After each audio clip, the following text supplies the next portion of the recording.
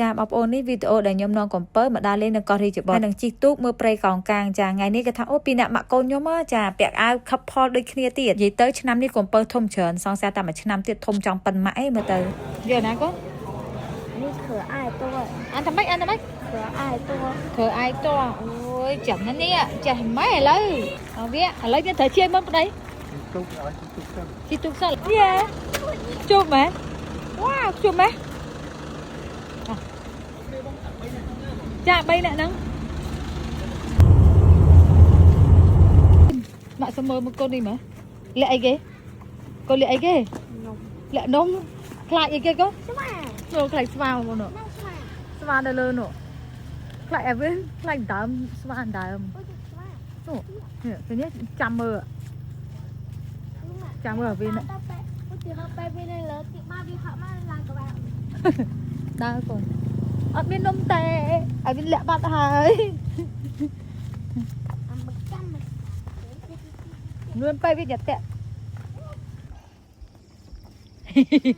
គេលាក់នំមកអាខ្លាចស្វាដើមឲ្យវិញលើកទៅទៀតមកឃីមកលើដាក់ចុះវិញស្វាមកហ្វ្លុកទីកាវាដើមគេខៀវអូកន្លែងនេះក៏ស្អាតដែរអូដើមឈើឡើងខៀវអូ my god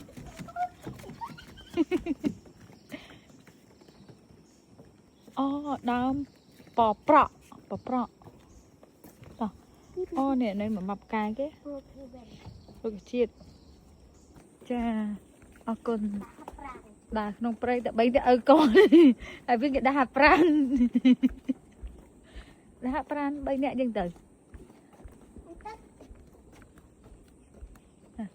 ងាត់ឆឹងណែហត់បើកនំញ៉ាំទៀតហើយនេះដល់កន្លែងនេះអូកូនថៃច្រើនណាស់នេះនឹងកូនថៃតោះវិនសួស្ដីបងចាគេបងបានអ្នក3នាក់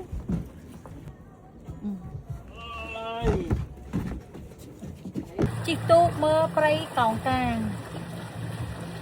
វាយកប៉ាប៉ារករបស់ប៉ាអំពៅព្រៃកោងកាងមានក្តាមថ្មក្តាមថ្មកំពៅទៅចិត្តញ៉ាំក្តាមសាច់ដុំហ្នឹង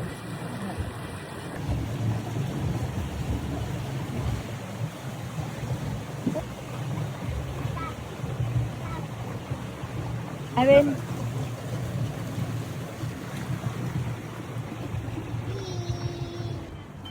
ចូលមកក្នុងលេងតោះម្ដងរៀងក្តារ